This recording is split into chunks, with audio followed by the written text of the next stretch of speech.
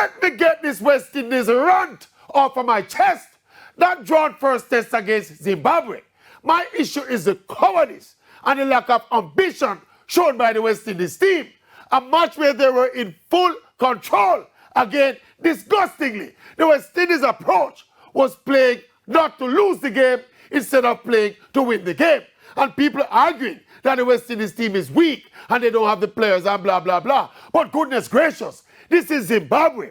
And a Zimbabwe that was behind the 8 ball, looking like the most likely team to lose the game.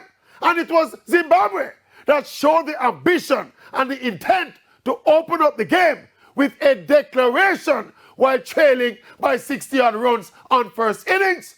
But West Indies went back into bat.